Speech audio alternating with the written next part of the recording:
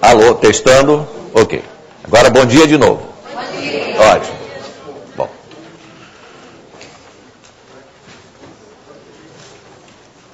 Um recadinho enquanto as pessoas se arrumam. Na saída desta aula, vocês verão ali fora os grupos que já estão divididos. Vocês, estou falando aqui para o Rio de Janeiro, vão utilizar essas salas que existem essas 4 salas aí em frente do auditório, para discutir os problemas. E, na hora da discussão, sempre há uma certa briga, né? Quem vem primeiro? Então, eu vou deixar aqui em cima um bloco. Quem quiser fazer a sua reserva, olha, eu fiz o problema número tal e quero apresentar. É só dar o número do grupo e qual é o problema que quer apresentar, que já fica reservado para você. Tá bem? Durante a semana, todos os grupos passarão aqui pela frente pelo menos uma vez. A professora Elon determinou que quem não fizer essa experiência de vir aqui resolver algum problema, não leva o certificado. Tá, mas vocês vão gostar de vir aqui, realmente. Então, vamos falar do teorema mais famoso da matemática. O Teorema de Pitágoras, reconhecidamente, é o mais famoso, é o mais conhecido, né, de todas as pessoas, mesmo aquelas que não utilizam a matemática habitualmente, já ouviram falar. Se ouviram falar em algum teorema, certamente o Teorema de Pitágoras é o mais conhecido. Né? Esse resultado que todos nós conhecemos desde pequenos, ele não nasceu com Pitágoras, na verdade. O Teorema de Pitágoras, que a gente chama assim, já era conhecido, digamos, 1000 anos antes de Pitágoras, tanto na Babilônia, quanto, se surpreendam, na China também. Eles conheciam um resultado. A grande diferença da época de Pitágoras é que, nessa época, assim, século V a.C., foi quando surgiu a necessidade de fazer uma demonstração de um fato matemático. Nessa época, por exemplo, no Egito, já se sabia que o triângulo de lados 3, 4 e 5 é um triângulo retângulo. Mas esses fatos conhecidos eram apenas experimentais. Então, realmente, a época de Pitágoras marcou um tempo muito importante, porque foi o início onde a matemática, como ciência, começou a existir. Vamos ver aonde começou, onde a matemática começou.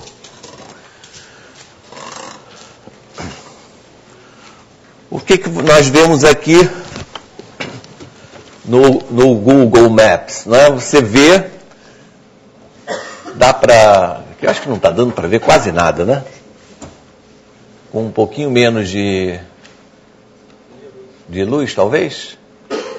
Dá? Bom, isso que nós estamos vendo aqui é a Grécia. Só que naquele tempo, a Grécia era muito maior do que a Grécia hoje, né? A Grécia pegava a Turquia e pegava aqui a Itália também, aqui embaixo, né? Então, vamos aproximar um pouco mais. Deixa ele resolver, está lento isso aqui um pouco. Aqui é a pontinha da bota da Itália, aqui a Grécia está grande, e aqui à direita a Turquia. E vou botar aqui bem no centro. Não. Entre a Grécia e a Turquia, há uma quantidade enorme de ilhas, né? Centenas de ilhas, todas elas habitadas. E naquele tempo o comércio era enorme por aqui. É claro que eu já me perdi, mas eu me acho rapidinho.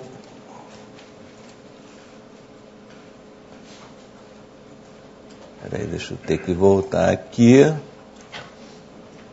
Onde está? Ah, sim. Agora vai. A gente já pode ver essa ilhazinha aqui onde eu estou apontando, ó. Essa aqui é uma ilha chamada Samos. O Google ainda não fez um detalhamento dessa região aqui como deveria ter feito, né?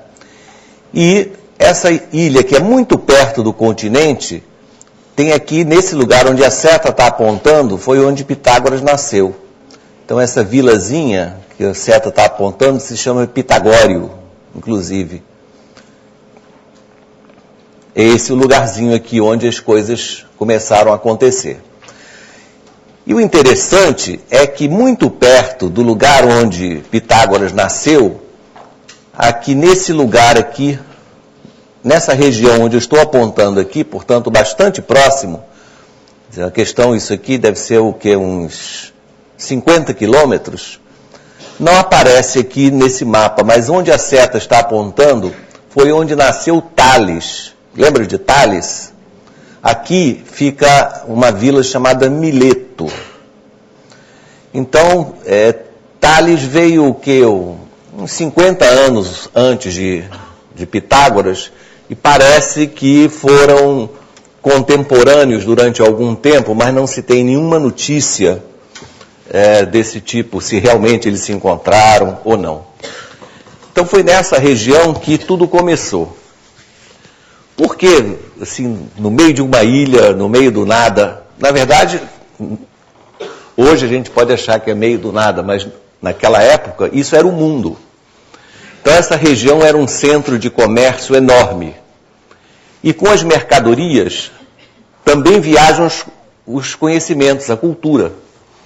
Então os comerciantes que iam em lugares distantes buscar mercadorias aprendiam coisas e contavam coisas. Junto com a curiosidade, né, de Pitágoras, a coisa começou a se desenvolver.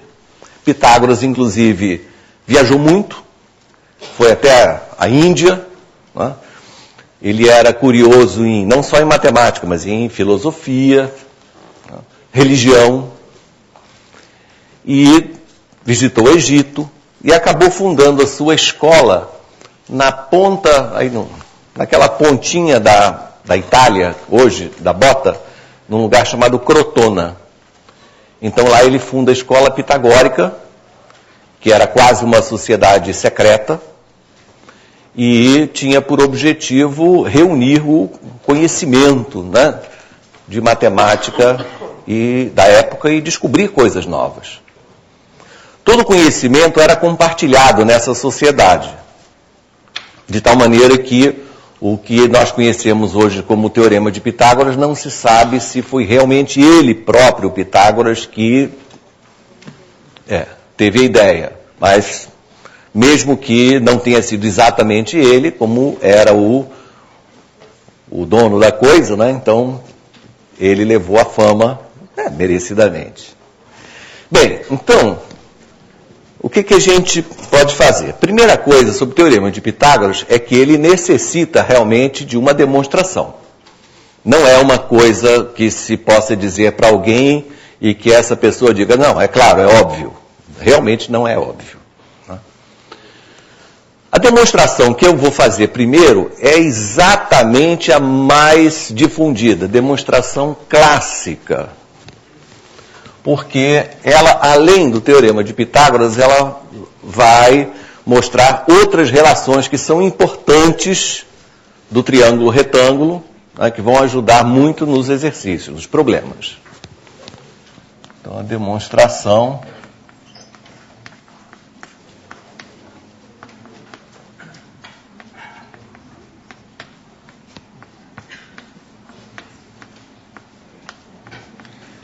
Bom, nem escrevi.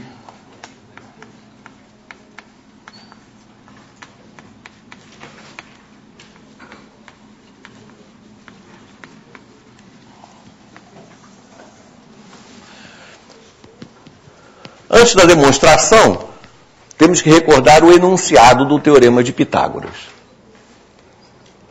É muito comum que quando você pergunte a um aluno, né, meu filho, qual é o Teorema de Pitágoras? Ele responde simplesmente, A2 é igual a B2 mais C2. É claro, né, que isso não quer dizer nada. A primeira recomendação é que todos os alunos precisam saber falar o que é o Teorema de Pitágoras, o enunciado correto. Naquele tempo, o enunciado do Teorema de Pitágoras era assim: em qualquer triângulo retângulo, o quadrado construído sobre a hipotenusa é igual à soma dos quadrados construídos sobre os catetos. Bem, essa é a redação daquela época. Para entender essa redação, é preciso saber que naquele tempo a palavra igual era usada em muitos sentidos. 2 mais 2 é igual a 4. Mas quando se diz, por exemplo, que um quadrado é igual à soma de 2 outros quadrados, esse igual significa área. Não era falado isso, mas era o sentido que se dava à palavra igual. Quando se dizia naquela época que um prisma era igual a 3 pirâmides, esse igual estava querendo falar volume. Então, quando lerem um livro, né, transcrição daquela época, vocês vão reparar que a palavra igual era usada cada hora num sentido diferente. Ora era uma congruência entre segmentos, ora área, ora volume. Bom, hoje em dia, a gente pode falar assim, não é? A área do quadrado construído sobre a hipotenusa é igual à soma das áreas dos quadrados construídos sobre os catetos. Perfeito, mas um pouco pedante. De qualquer maneira, é perfeitamente aceitável dizer que em qualquer triângulo retângulo, o quadrado da hipotenusa é igual à soma dos quadrados dos catetos. Essa é uma formulação mais simples e atende perfeitamente ao que nós queremos dizer, né? O quadrado da hipotenusa é igual à soma dos quadrados dos catetos. Não há, portanto, necessidade, o que muitos insistem em fazer, em falar em o quadrado da medida da hipotenusa. Tira a palavra medida, né?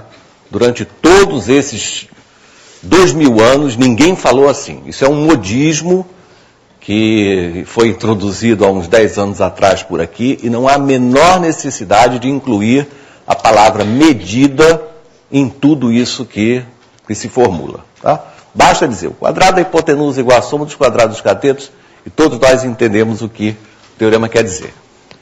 Bom, a demonstração que eu chamo clássica, porque nós fazemos na escola, não é absolutamente a demonstração que foi feita naquela época, que depois nós vamos ver.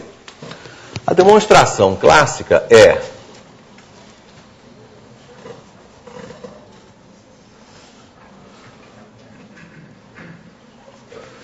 pegue um triângulo retângulo e chame B e C os catetos, chame A hipotenusa.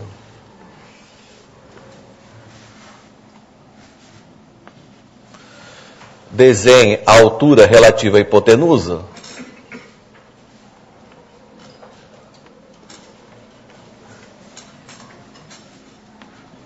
Vamos chamar H a altura relativa à hipotenusa e M a projeção do cateto B sobre a hipotenusa, N a projeção do cateto C sobre a hipotenusa.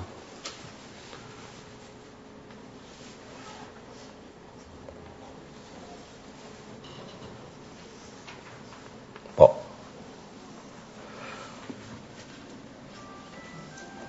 Aqui você vê uma cópia do meu triângulo original. E vou fazer também cópias dos 2 triângulos menores em que aquele triângulo ficou dividido.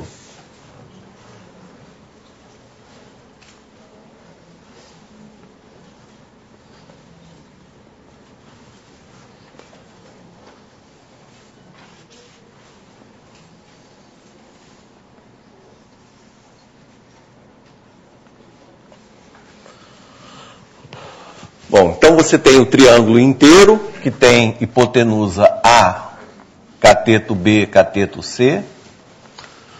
A parte da esquerda, que tem agora hipotenusa B, cateto H e cateto M. E a parte da direita, que tem hipotenusa C, né? Cateto H e outro cateto N. Certo? Certíssimo. M e N. Ok. Bom, os três triângulos são semelhantes. Vamos ver por quê. Observem esse ângulo 1 e este ângulo 2. No triângulo maior, o ângulo 1 e o ângulo 2 são complementares. A soma deles é 90 graus. No triângulo da esquerda, este ângulo é 1. Como existe esse ângulo reto, lá em cima nós temos o complemento do ângulo 1, que certamente é 2. E no terceiro triângulo, ele tem, neste cantinho, o ângulo 2. Como eu tenho o ângulo reto aqui, lá em cima eu tenho um complemento de 2, que é 1.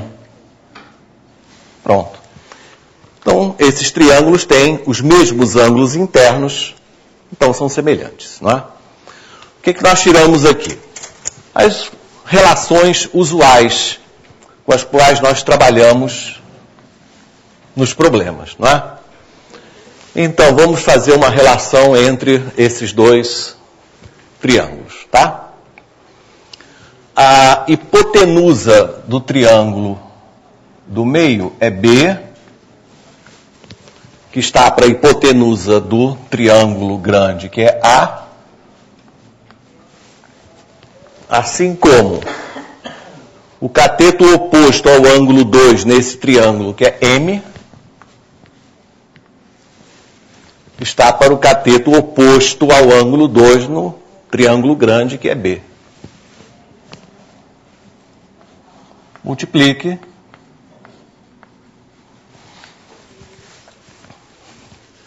E essa é a primeira relação que surge naturalmente. Recomendação. Eu sei que todos nós fazemos isso todos os anos, em todas as turmas. Não deixem de, sempre que deduzirem alguma coisa, falar usando palavras. Não simplesmente B2 igual a AM, porque se fizerem isso, o aluno decora que B ao quadrado igual a A vezes M, mas ele chega num problema e não sabe onde está o B, o A e o M. Então é absolutamente fundamental que você diga em palavras o que isso significa. Significa que o quadrado de um cateto é igual ao produto da hipotenusa pela sua projeção. Então, isso é que o menino tem que memorizar. O quadrado de um cateto é o produto da hipotenusa pela sua projeção, e não as letras. Okay? Bom, é claro que se ele entendeu isso, ele pode fazer uma relação de semelhança para deduzir a próxima relação, ou simplesmente utilizar esse conhecimento em relação ao outro cateto. Ora, se o quadrado de um cateto é o produto da hipotenusa pela sua projeção, então o quadrado deste cateto tem que ser o produto da hipotenusa pela sua projeção. Então fica automático que C ao quadrado seja igual a A vezes N. Ou refaz a semelhança utilizando o terceiro triângulo e o primeiro sem problema algum, não é? Repare que só com isso o teorema de Pitágoras já está quase pronto. Se nós somamos membro a membro, B ao quadrado mais C ao quadrado é a soma dessas duas parcelas. Basta então colocar está em evidência.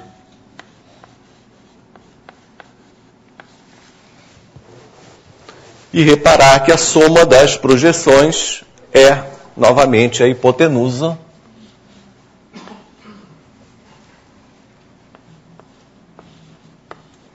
Então, de fato, o quadrado da hipotenusa é igual à soma dos quadrados dos catetos.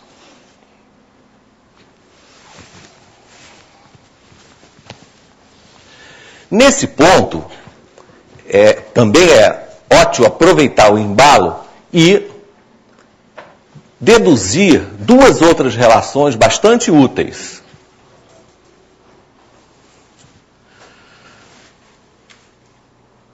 Por exemplo, usando ainda os dois primeiros triângulos, não é? Eu posso dizer que a hipotenusa do primeiro está para a hipotenusa do pequeno está para a hipotenusa do grande, assim como o cateto oposto ao ângulo 1, que é H, está para o cateto oposto ao ângulo 1, que é C.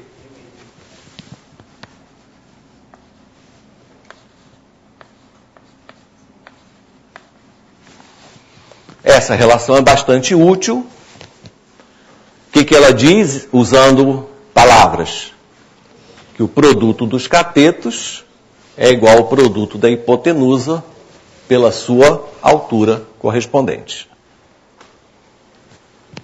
Finalmente, usando os dois últimos triângulos, eu tenho que o cateto oposto ao ângulo 1, que é esse ângulo azulzinho, está para o cateto oposto ao ângulo 1 no outro triângulo, N. Assim como o cateto oposto ao ângulo 2 neste triângulo pequeno, M, está para o cateto oposto ao ângulo 2 no outro triângulo, que é H. E, finalmente, encontrar esta relação. H ao quadrado igual a M vezes N.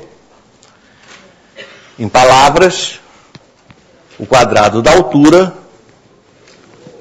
é o produto das projeções. Não precisa dizer o produto das medidas das projeções. Isso é pedantismo. Produto das projeções. Tá? Existe uma outra formulação que é extremamente comum, que é dizer que a altura é a média geométrica das projeções.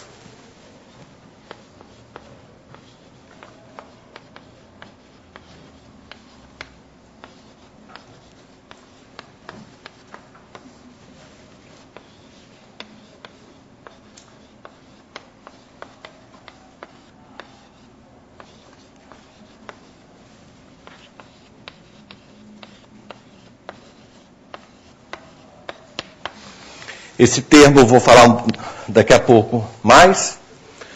Em toda vez que nós tivermos uma relação desse tipo, né, x ao quadrado igual a y vezes z, é costume nós falarmos dessa maneira, que x é uma média geométrica entre y e z. Tá?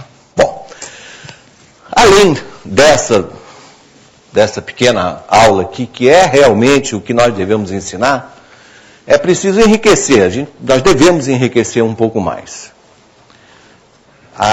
O Teorema de Pitágoras, inicialmente, não foi demonstrado dessa maneira, e não se sabe bem por quê, porque é bastante simples encontrar essas relações. A demonstração original, que aliás não se conhece, apenas se suspeita, certamente tinha a ver com área. O Teorema de Pitágoras era um fato ligado ao conceito de área. Vamos ver alguma coisa aqui.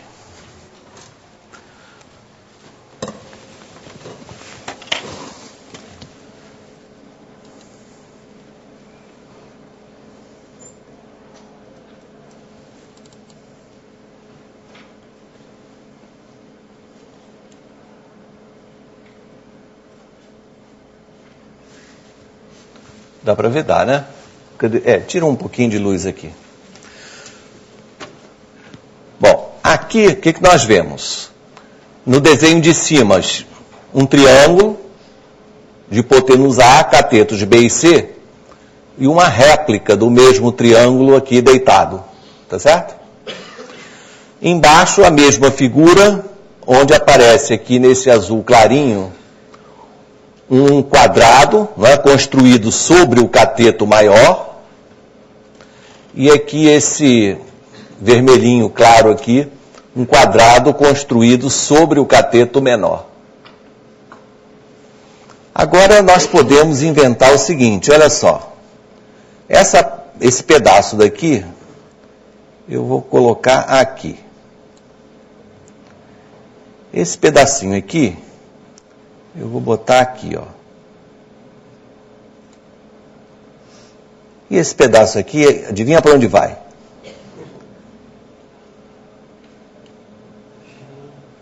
Pronto. E aí está o quadrado em cima da hipotenusa. É mágica. Essa é a maneira mais econômica de você dividir o quadrado grande em pedaços que fisicamente são iguais à soma dos quadrados menores. Então, é claro que um aluno que vê uma coisa dessa não pode duvidar mais da existência da genialidade, né, de Pitágoras. Sabe que muita gente se dedicou a demonstrar o teorema de Pitágoras de 1000 maneiras. 1000 maneiras não, mas já há um livro publicado com 370 demonstrações. De um maluco chamado Loomis, Elisha Loomis. Bem, essa decomposição é bastante antiga. Eu imagino que deva ter uns 400 anos. No século XIX, apareceu a última demonstração belíssima do teorema de Pitágoras, assim, visualmente, que não foi nem devida a um matemático, e sim a um livreiro. Em Londres, tinha um indivíduo que tinha uma livraria chamado Henry Perigall. E ele fez a demonstração, que aliás é que está na capa do livro, que eu mostro aqui para você, da mesma maneira. Ela é mais elegante do que essa que eu acabei, porque ele usa 4 partes exatamente iguais. Veja só. Aqui nós temos o triângulo retângulo, ABC, os 2 quadrados construídos sobre os catetos e o quadrado sobre a hipotenusa, exato?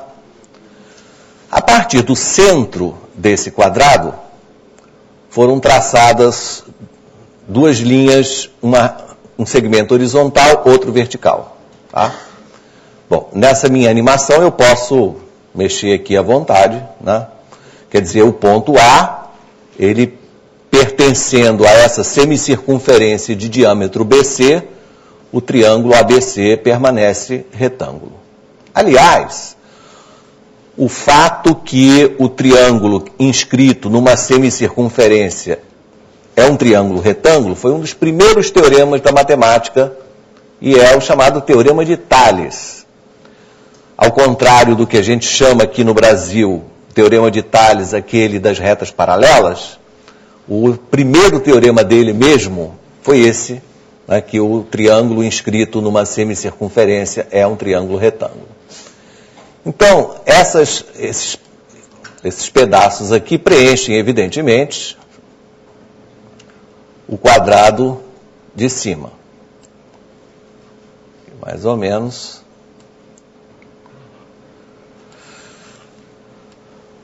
Pronto. Então, o que você está vendo é a soma dos quadrados dos catetos. Agora veja. Essa parte eu vou encaixar nesse cantinho aqui. Essa parte vem nesse canto. Aqui, opa, venha.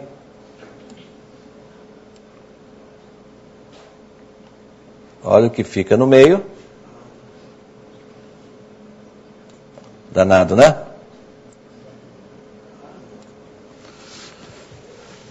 Essa é muito elegante.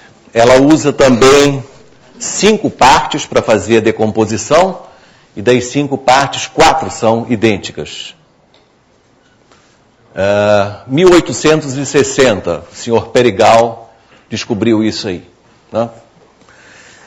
Então, essas coisinhas, agora que a gente tem o recurso do computador, né, e dos programas, do GeoGebra, onde isso foi feito, enfim, é gostoso e os alunos adoram, né, ver essas decomposições. Mas, antes de continuar, o tempo voa, eu queria dizer que,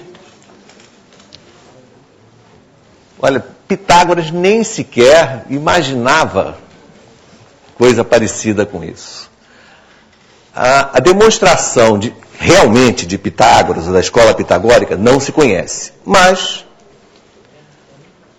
no cerca do ano 300 a.C., apareceu um personagem chamado Euclides, que escreveu aquela obra maravilhosa em 13 volumes, chamada Os Elementos. No primeiro volume já dos Elementos, a proposição 47 é o Teorema de Pitágoras, redigido daquela forma que eu falei, né? O quadrado sobre a hipotenusa é igual à soma dos quadrados sobre os catetos. A proposição 48 é a recíproca do Teorema de Pitágoras, que eu vou falar já já, porque é um fato que é omitido normalmente. Em geral, a gente fala que no triângulo retângulo tal coisa acontece, mas esquece de dizer que o contrário também vale. Bom, mas a demonstração que está nos Elementos de Euclides, que eu vou mostrar aqui, é um pouco complicada. Ela é assim.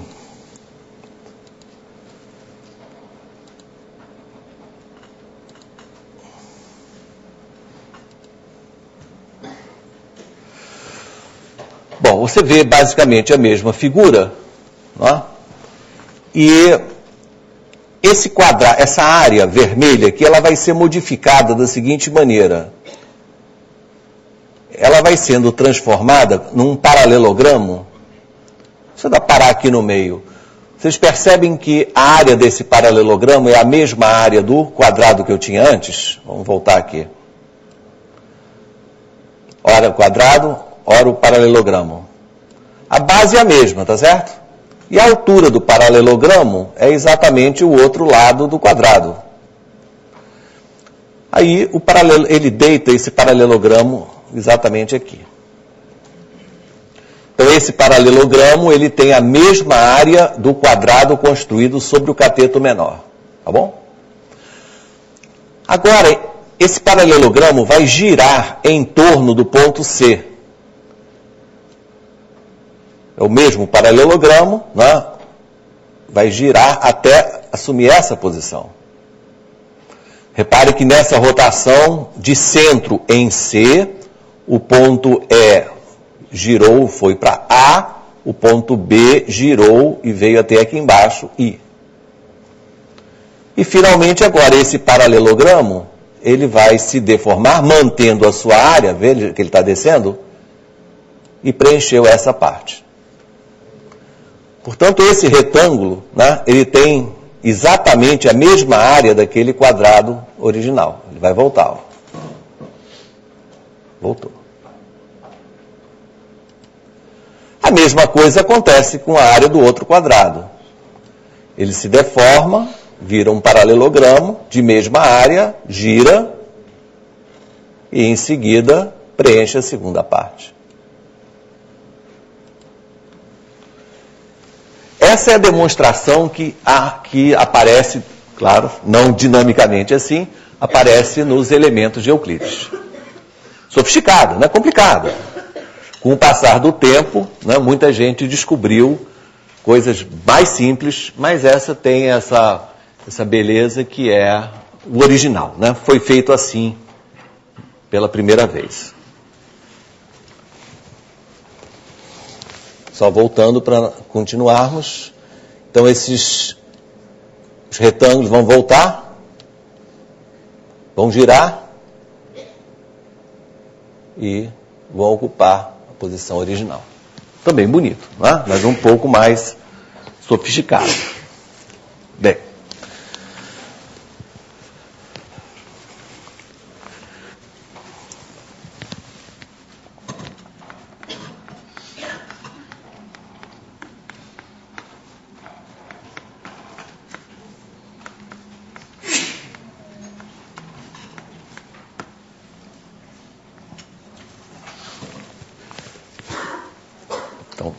Depois que falarmos no Teorema de Pitágoras, é fundamental dizer, vale a recíproca. Mas, professor, o que é a recíproca?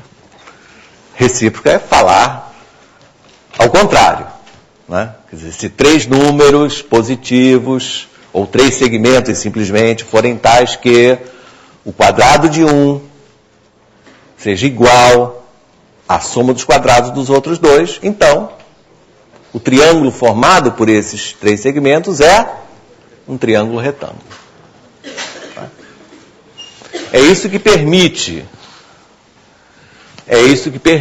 se você tiver 3 segmentos com essas medidas, né, afirmar que um triângulo que tenha esses 3 lados é um triângulo retângulo, né, porque o quadrado desse número é igual à soma dos quadrados dos outros. Então você só pode afirmar isso, não é pelo Teorema de Pitágoras, não, é pela recíproca do Teorema de Pitágoras. O Teorema de Pitágoras diz que se o triângulo é retângulo, né, então, hipótese, triângulo retângulo, então quadrado da hipotenusa é igual à soma dos quadrados dos catetos. A recíproca é exatamente o contrário. Né? Se tiver 3 números, A, B e C, onde A2 igual a B2 mais C2, o triângulo que tem esses lados A, B e C é um triângulo retângulo. É importante, desde cedo, que o aluno conheça a diferença entre uma proposição e a sua recíproca. No caso do Teorema de Pitágoras, a proposição é verdadeira e a recíproca também. Mas nem sempre é assim. Uma frase que a gente pode dizer para ilustrar isso para os alunos é a seguinte. Vou só falar, não vou escrever.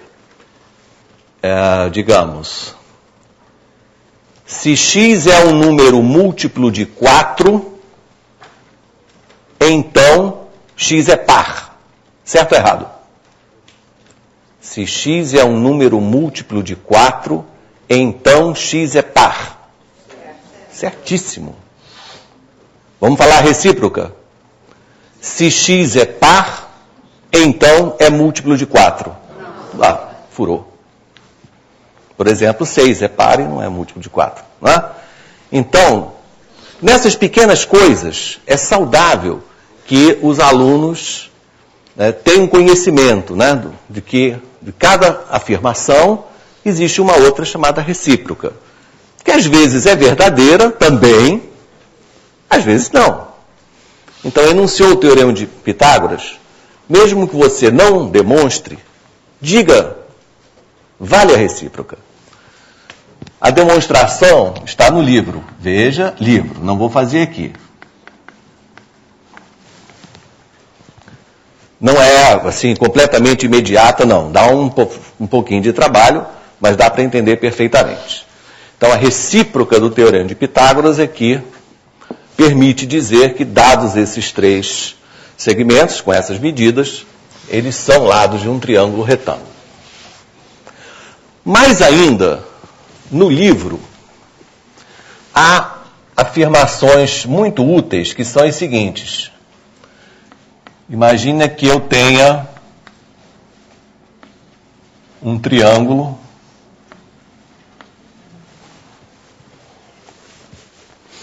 com esses três lados, esses três vértices.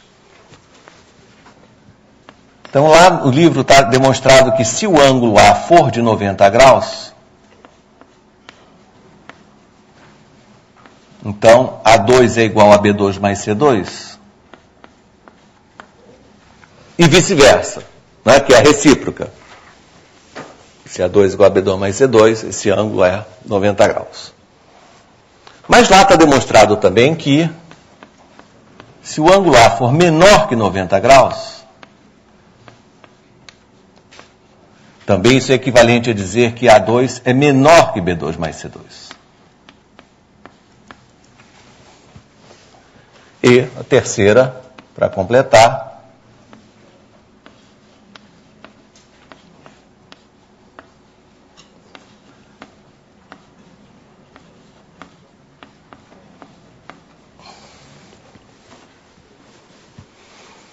isso dá um critério muito interessante para que a gente possa decidir se um triângulo é acutângulo, retângulo ou obtusângulo. Por exemplo,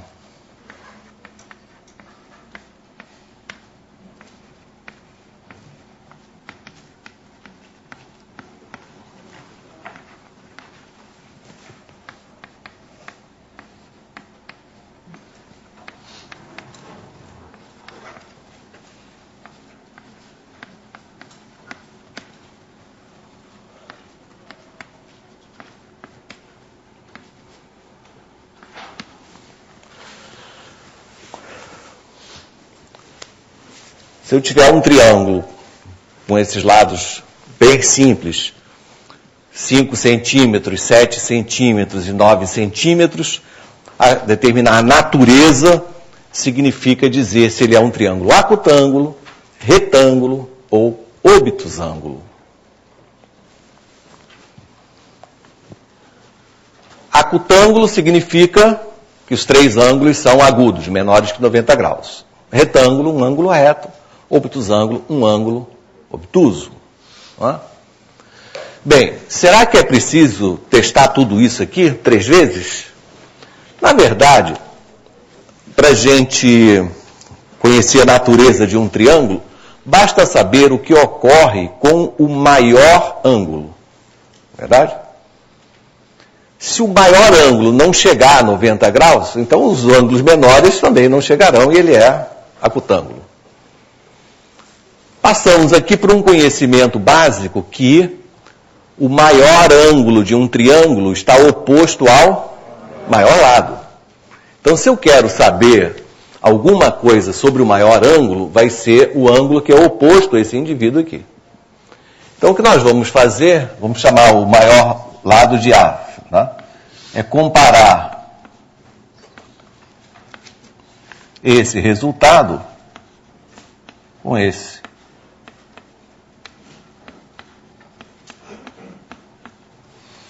É como se eu tivesse uma balança. Vamos ver, se forem iguais é retângulo, senão vai pender para um lado e a gente então decide.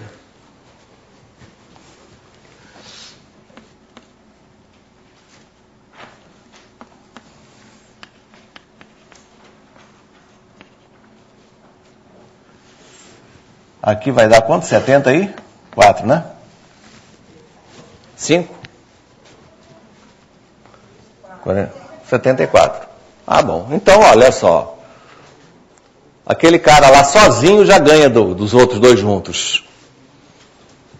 Né? Então, quer dizer que o ângulo oposto a esse indivíduo é maior do que... Então, esse triângulo é...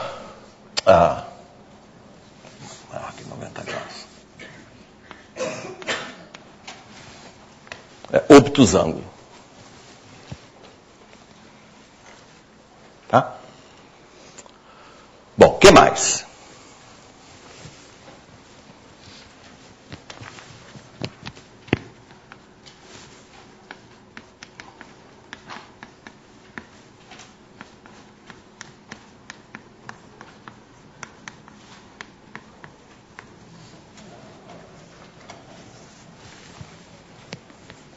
Durante toda essa existência, 2000 e tantos anos, né, de Teorema de Pitágoras, todo mundo fica curioso em saber quais são os triângulos cujos lados são números inteiros.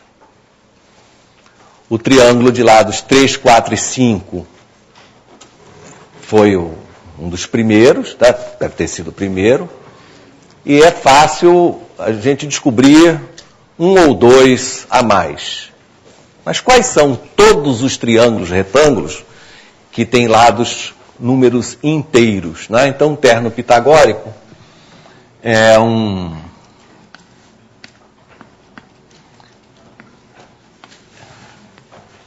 terno que tem 3 números, B, C e A, onde A2 é igual a BC, B2 mais C2. Então, um terno, sim, com A2 igual a B2 mais C2, chama-se um terno pitagórico. A ordem não importa, tá? Eu botei a hipotenusa sempre depois, mas podia ser triângulo 5, 4, 3, enfim. É um terno onde o maior elemento ao quadrado é igual à soma dos quadrados dos outros dois. E imediatamente vem na nossa cabeça 3, 4 e 5. Por quê? 5 ao quadrado está exatamente igual a 3 ao quadrado mais 4 ao quadrado. Bom, não há dúvida que qualquer múltiplo desse é também pitagórico, não é? Então, esse filhote produz 6, 8, 10, 9, 12, 15, e vai por aí. É a família, né? São os triângulos semelhantes ao primeiro. De cada família, aquele que tem os lados, números primos entre si, é chamado terno pitagórico primitivo.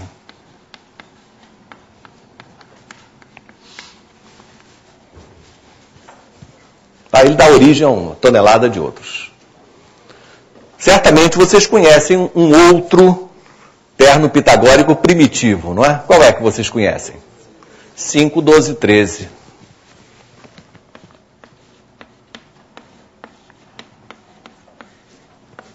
E etc. E todos os outros múltiplos dele. Alguém conhece mais um assim de cabeça? Caramba! 41, 40 e 9. Eu ia citar 7, 24, 25. Mas fui surpreendido pelo 9, 40, 41. Bom, etc. E aí? Todos, como é que são todos os ternos pitagóricos? Então, vamos... Isso é a fábrica de ternos pitagóricos. Os alunos gostam também bastante.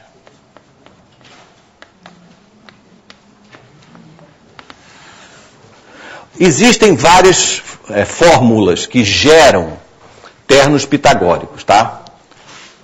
Tem no livro, vocês vão ver nos exercícios. Mas tem uma forma que gera todos, que é o seguinte. X e Y são naturais. Evidentemente, zero não tem sentido.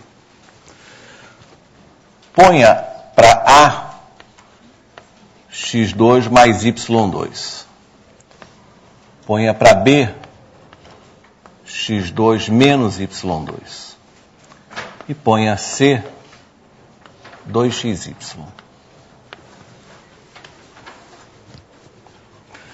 Quer dizer, x e y são números que você escolhe, tá? Se você, a partir de x e y, criar A, B e C daquela maneira, eu juro que ABC, BCA é um terno pitagórico. demonstração é completamente elementar. Veja aqui. B ao quadrado mais C ao quadrado é x2 menos y2 ao quadrado menos 2xy ao quadrado. Então, colocando aqueles valores e calculando B ao quadrado mais C ao quadrado, eu tenho isso. Ora, isto é x4 menos 2x2, aqui é mais, né? Isso. Então ia dar tudo errado. Menos 2x2y2 mais y4 mais... Está vendo o que ele vai fazer? No fundo, esse termo aqui vai trocar esse sinal aqui. Então, você vai ficar com x4 mais 2x2y2 mais y4, que é x2 mais y2 ao quadrado, que é 2. Pela recíproca do teorema de Pitágoras, né, se três números A, B e C satisfazem essa relação, B ao quadrado mais C ao quadrado igual ao quadrado, então eles são lados de um triângulo retângulo. E aí você pode fazer as suas experiências e encontrar dezenas, centenas de triângulos retângulos interessantes. Com o seguinte detalhe, vamos ver aqui. Vocês vão ter aula de aritmética, mas já é bom começar a pensar nessas coisas. O que acontece se você, na hora de escolher o x e o y, você escolher dois números pares? Um número ao quadrado é par, a soma de dois números pares é par, então A é par. Da mesma maneira, a diferença entre dois números pares é par. E esse terceiro número é par. Então, A, B e C não formam um terno pitagórico primitivo, já que ele é desse tipo, né? Ele é alguma coisa que pode ser simplificado. Bom, se você não se importar, tudo bem. E se você escolher x e y, ambos números ímpares? O mesmo ocorre. Um número ímpar ao quadrado é ímpar, a soma de dois números ímpares é par, e a diferença de dois números ímpares é par. O último também é par, não é primitivo. Então, para você obter esses ternos pitagóricos desses caras aqui, você pode escolher x e y à vontade, mas escolha um par e outro ímpar. À vontade. Então, por exemplo, se você escolhe x maior que y por causa da diferença, certo? X igual a 2, y igual a 1, o A, 4 mais 1, 5, o B, 4 menos 1, 3, e o C, que é 2xy, 4. É o nosso menorzinho, não menor terno pitagórico, mas você escolhe aí à vontade. X igual a 5, y igual a 2. Não é? A vai dar 25 mais 4, 29. B vai dar 25 menos 4, 21. E C vai dar 20. 20, 21, 24.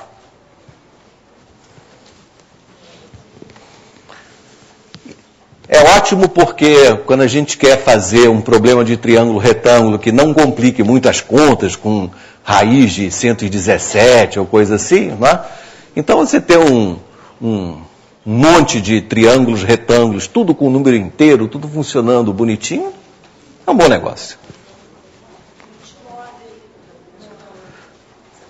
É 25 mais 4, 29. 25 menos 4, 21, tá certo, né? 29. Bem, o que mais?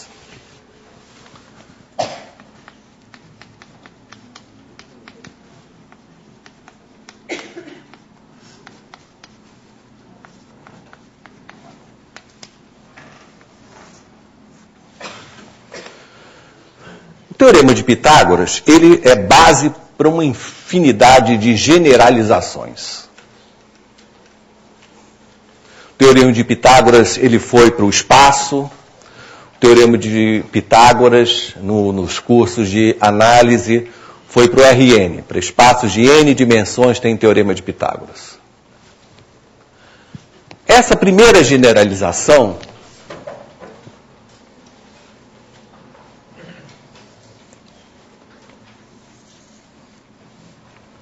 é uma que vai ser necessária na nossa aula de quarta-feira, quando eu falar em área.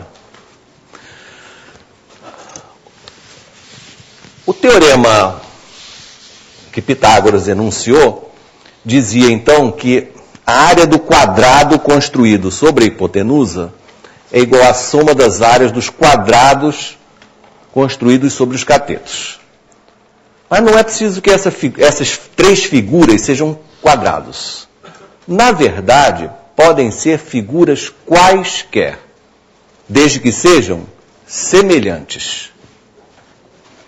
Então, figuras semelhantes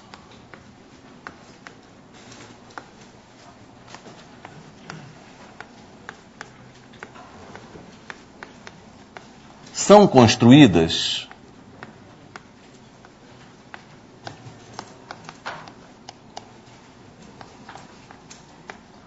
sobre os lados do triângulo retângulo.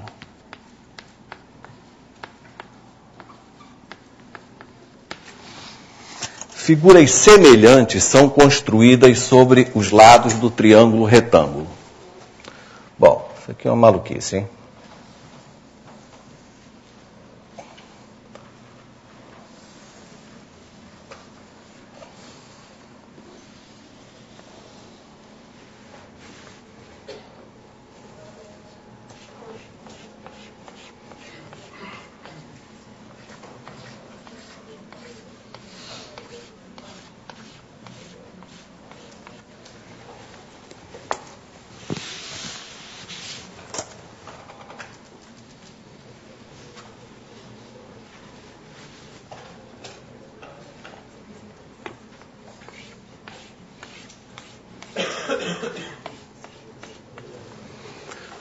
Bom, finge que eu tenha uma figura qualquer, tá? Qualquer tipo de coisa.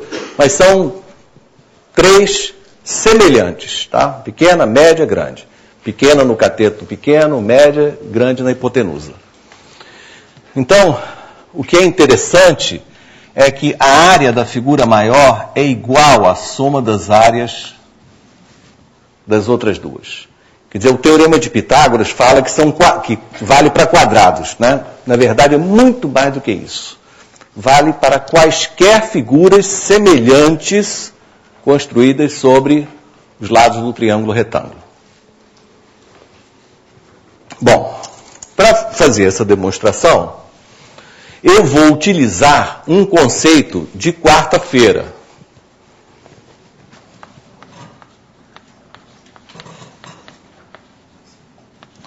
O conceito é o seguinte, que a razão entre as áreas de figuras semelhantes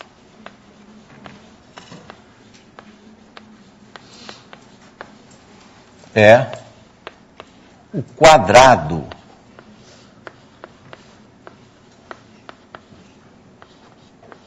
da razão de semelhança.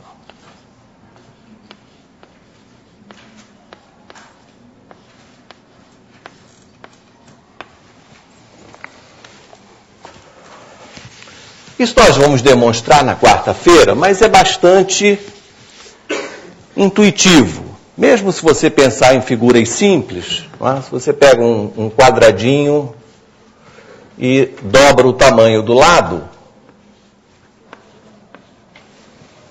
se você dobrou o tamanho do lado de um quadrado, a sua área não fica 2 vezes maior simplesmente, fica quantas vezes maior? 4 vezes maior, naturalmente, né? O quadradinho já cabe 4 vezes aí. Então essa propriedade, né, desse teorema é bastante intuitivo. Se eu pego qualquer figura, né, e faço uma ampliação e faço ela ficar 3 vezes maior, então a sua área fica 9 vezes maior do que era antes. E por aí afora, né? Muito bem. Então vamos chamar, respeitando as letras B e C, os catetos, a hipotenusa. Bem, se você olhar para as figuras A e B,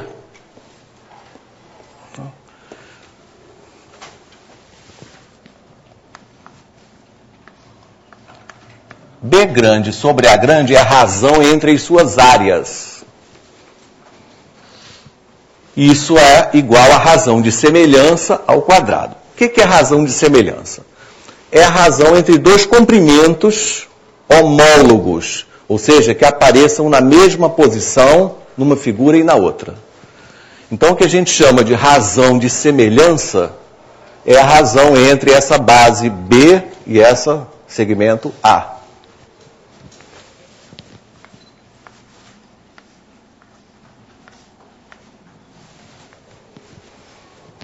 A razão de semelhança entre essas 2 figuras é B sobre A. A razão entre as áreas é essa razão ao quadrado. E eu posso escrever isso assim, que B ao quadrado sobre Bzinho ao quadrado é igual a A ao quadrado sobre Azinho ao quadrado. Vamos repetir para outra figura.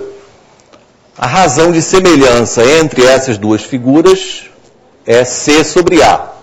Então, a razão entre as áreas C grande sobre A grande é a razão de semelhança Czinho sobre Azinho ao quadrado.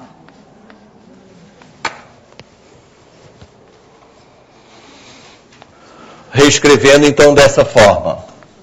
C grande ao quadrado, C grande sobre Czinho. Epa! Viajei? Não, agora está certo. Sobre Czinho ao quadrado igual a A sobre Azinho ao quadrado. Botei quadrado em tudo.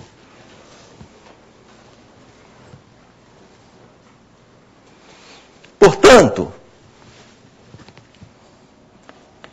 A sobre Azinho ao quadrado é igual a B sobre Bzinho ao quadrado, igual a C sobre Czinho ao quadrado.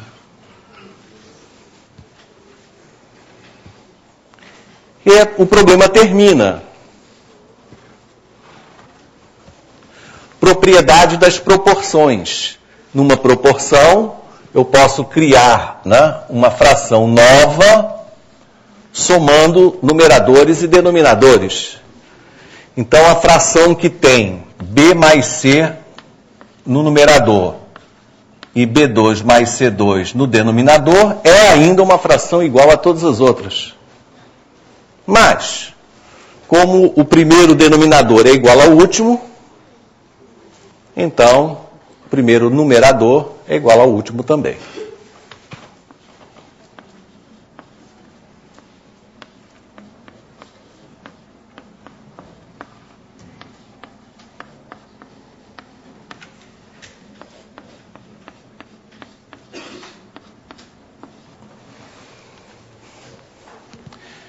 Então, essa é a primeira grande generalização do Teorema de Pitágoras.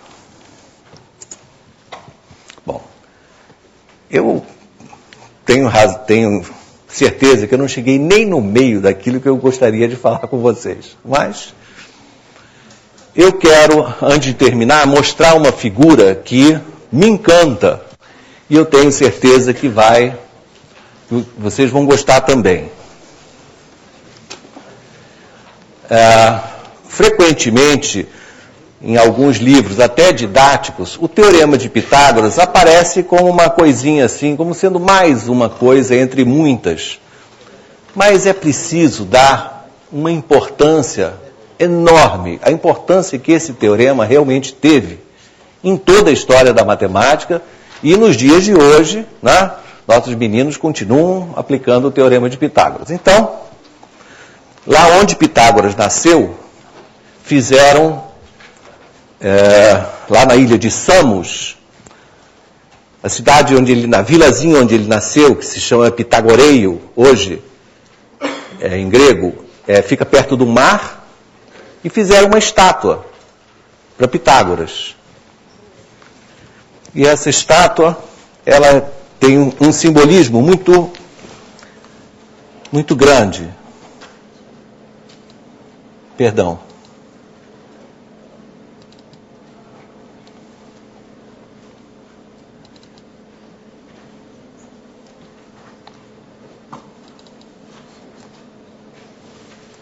Deixa o pessoal ver. Dá para tornar mais visível?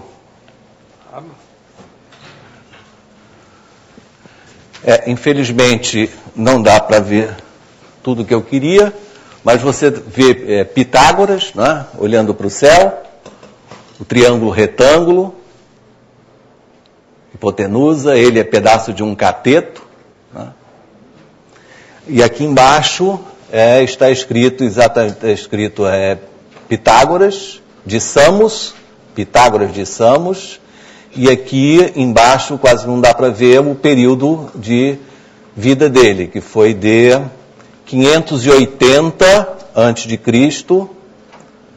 a 495 aproximadamente, por aí. Então esse fica na beira do mar e um dia a gente vai. Bom, isso aqui é outra coisa que não importa. Onde é que eu... Isso. Bom, então vou terminar a minha aula de hoje com essa figura bonita. Muito obrigado, então, até lá.